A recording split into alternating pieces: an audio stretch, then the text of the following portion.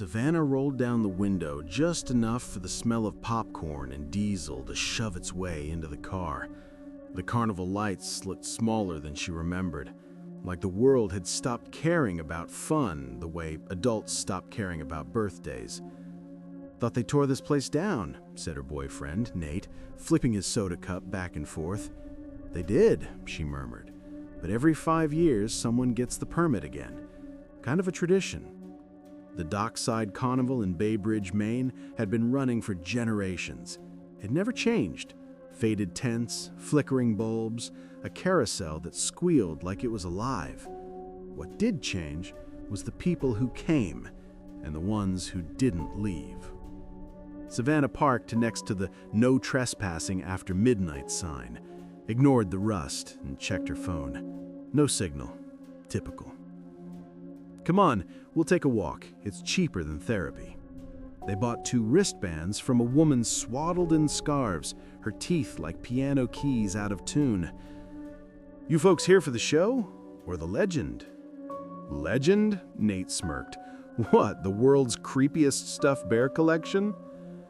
The woman's eye twitched. "Hookman, honey.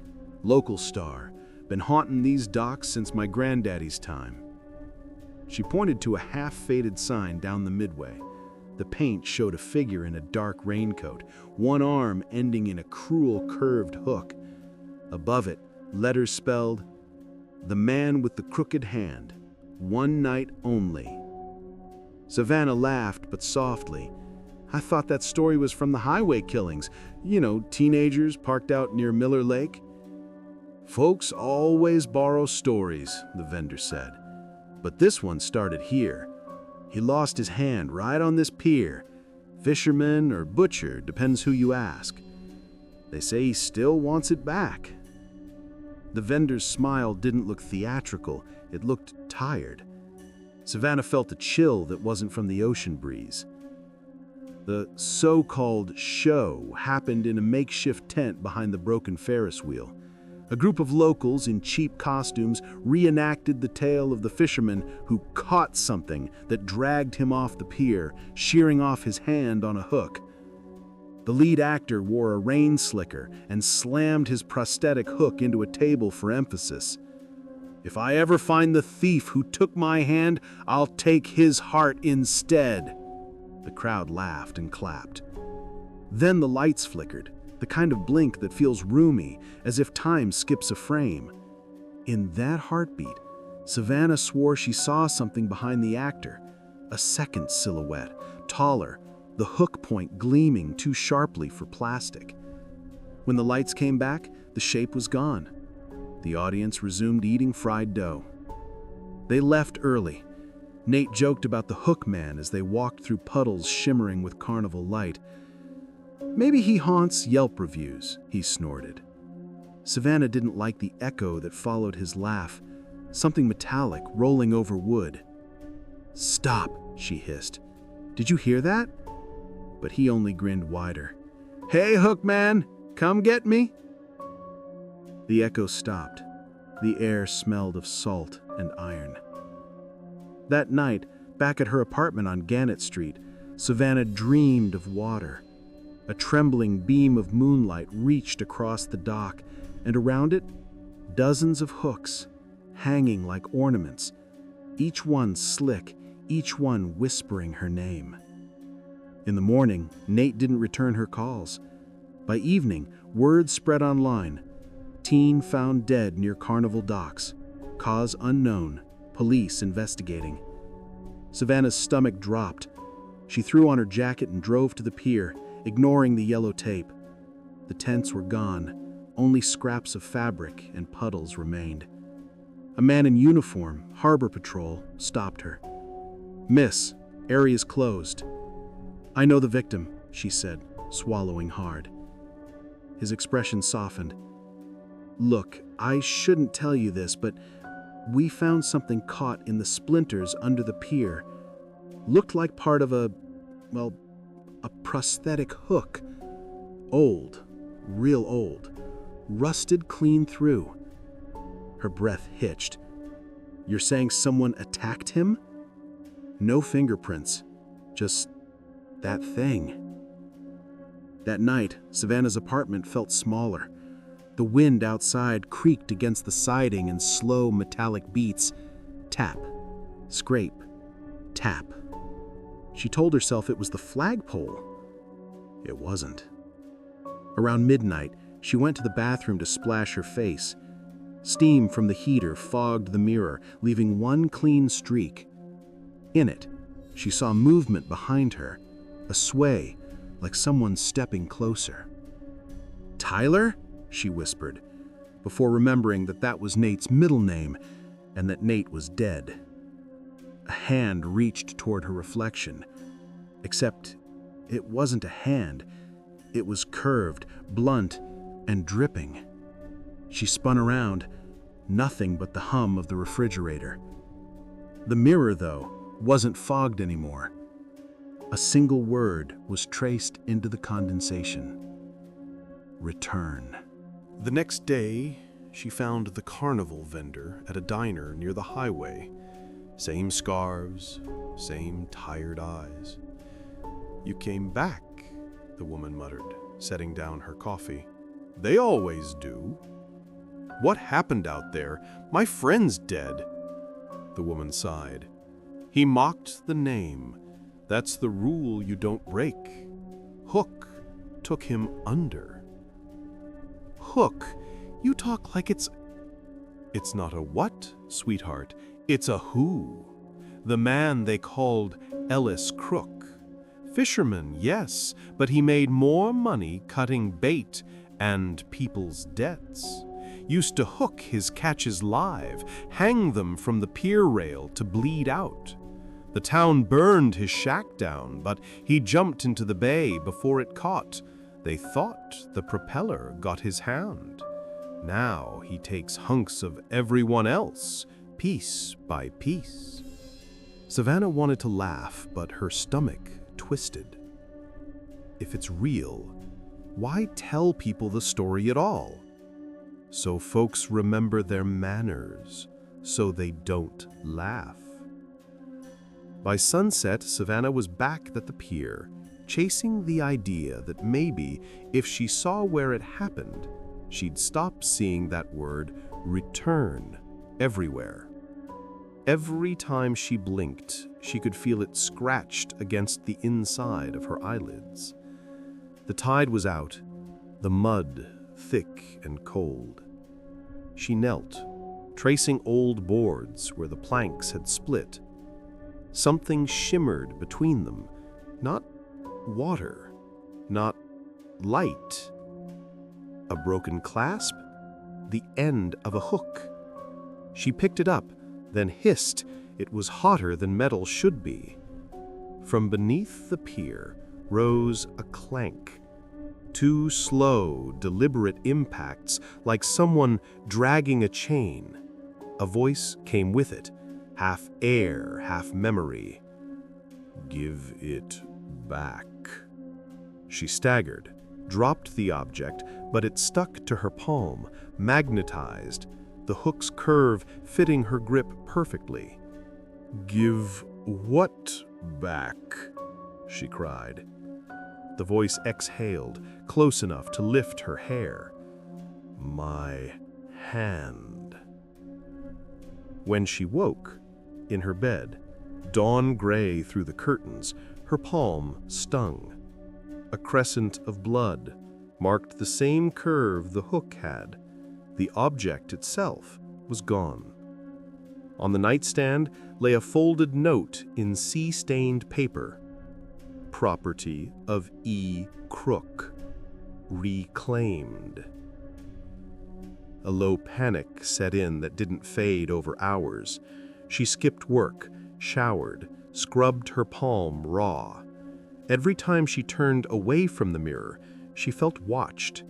Not from behind her, but inside the glass. At noon, she received a message from an unlisted number. "Come to the pier.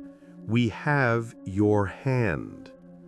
When she threw the phone, the screen spiderwebbed and smoked. She convinced her coworker Max and his girlfriend Kara to go with her that night. Strength in numbers, right? Max was skeptical but loyal. Kara, an armchair ghost hunter, thought it sounded content-worthy. The docks were deserted again. Fog pouring over the water like freshly breathed smoke. "Okay, team," Kara said, switching her phone's camera on. "If we see any murderous fishermen, smile for TikTok." Savannah's voice was low. He doesn't like jokes. "Who?" A splash cut her off. Something heavy hit the boards nearby. A lantern rolled from under the pier, lit from within, though soaked in seawater. They watched as the hinge creaked open.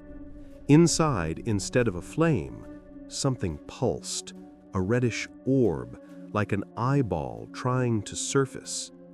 Max kicked it off the dock. His shoe hit something else, the edge of what looked like rope. Except rope doesn't pulse. It was intestines.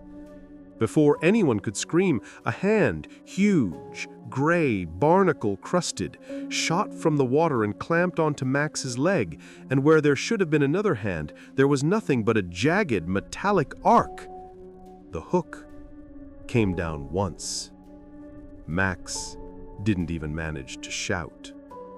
Kara ran first, Savannah followed.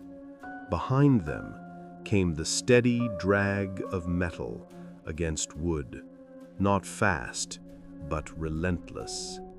They slammed into the old boathouse, barricading the door with a rusted anchor. Kara sobbed against the wall, clutching her phone. "The footage," she gasped. "If we stream this, someone'll come." The screen lit up by itself. The reflection in the phone wasn't theirs. It showed the water, empty, but for one rising shadow. The comment section flooded faster than she could blink. "Return it! Return it! Return it!" Kara screamed, but the words echoed now from the walls, the ceiling. Hooks, tiny ones used for bait or curtains, sprang from every seam, gleaming like teeth. Savannah lunged toward the window, yanking Kara with her. When she turned back, Kara's face was gone from the reflection, replaced by the flash of a curved blade. Glass shattered. The hook withdrew crimson. Savannah hit the sand hard, ribs aching. The fog parted in breaths, revealing the half-sunken shape of a fishing boat tethered to rotting posts. Its nameplate, worn but legible, read Crook's Luck. The deck lamp flickered once, twice. Then a figure climbed up from the hatch, a silhouette with water pouring off its shoulders, trench coat glistening. The smell wasn't rot, it was brine and lightning. "You took what was mine," said the voice, low as the tide. "You mocked my name. You owe the balance." Savannah backed away, tripping over driftwood. "I didn't... It wasn't me." "But you carry it," he said. She looked again at her cut palm. The wound had reopened, deeper now, curling like the edge of a hook. Beneath her skin, something metallic glinted. "Fine," she shouted into the dark. "Take it back. Just leave us alone." Crook stepped forward, the dock bending under his weight. "Not enough now. Once you bleed, you belong." He raised the hook. It shone not like steel, but like moonlit water solidified. The edge halted millimeters from her throat. "Unless..." "Unless what?" "You reel me in." She blinked in confusion, and he shoved something into her hands, an old fishing rod, lined slick with black moss. "Pull," he hissed. "Bring me home." She cast into the gulf because she didn't know what else to do. The line stretched, tightened. Then the water screamed. Not roared, screamed, as if the ocean itself were being hauled into a smaller body. Shapes flailed beneath the surface, shadows of all the things he'd caught. Fish, maybe people, swirling upward. Then the line snapped. Crook staggered, faltering. His hook hand sparked with a light that was neither flame nor electricity, the kind that eats everything around it. He looked confused, wounded almost. "You broke it," he murmured. "The tether." And he collapsed into the sea, dissolving like salt. By dawn, the boat was gone. The fog thinned. Savannah stood alone on the shore, clutching the empty fishing rod. The water looked ordinary, too calm. She staggered home barefoot, numb, half sure she'd imagined it all. On her doorstep sat a package wrapped in oilcloth. Inside was a small tarnished hook, clean and harmless. Attached was a note. "Every hand needs a purpose. Choose yours wisely." Her palm, once cut, had healed, but when she flexed her fingers, they moved with a faint metallic sound. Baybridge Carnival returned, bigger this time, newer rides, new lights. The Port Authority claimed it had a different organizer, but the same address kept popping up: E. Crook Enterprises. Children laughed as they passed a new attraction, a fortune-telling booth with a brass hook rod for decoration. Inside sat a woman in a dark coat, her hair salted by sea air, eyes gray as fog. A mild smile played on her lips as she traced the edge of a small metal hook on her table. When a teenage couple stopped to ask for their fortune, she looked up. "Remember," she said, voice smooth as water, "never laugh at the stories the sea tells you." Her right sleeve shifted, and under it something shimmered, curved, quietly alive. Outside, the Ferris wheel turned, round and round, the sound of its bolts on steel just barely masked by the faintest clink of a hook against glass. Later that night, when the carnival lights shut off, the bay was black ribbon. If someone listened carefully, past the gulls and motors, they could swear the tide whispered a name. Not Ellis Crook, not Savannah. Just the liquid syllable of a promise made between the sea and those who tempt it. Return. The sound repeated, softer each time, until it blended with the heartbeat of the ocean. Tap. Scrape. Tap. Steady, patient, waiting. Because hooks don't let go. They only wait for someone else to pull.